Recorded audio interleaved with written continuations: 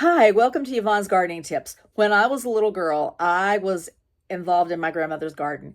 She planted green beans, she planted corn, she planted squash, she planted tomatoes. I remember picking a lot of vegetables and produce for the summer, and it was a lot of fun. I enjoyed it. Gardening is also a lot of work. One of the cool things that we have opportunity for now that way back when they didn't think about are raised beds. Raised beds are great because they limit the amount of bending over and kneeling that you have to do. Raised beds allow you to control drainage. Raised beds are just wonderful. So if you're planning to garden, and here we are in the fall, it's the best time to start planning.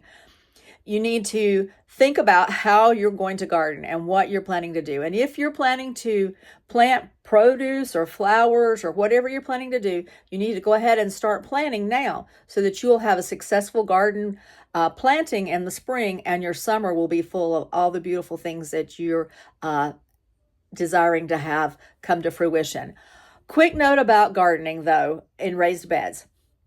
You need to be mindful of the animals that will be thankful for that tasty meal you've provided, and have a plan on how to protect your produce and or your plants.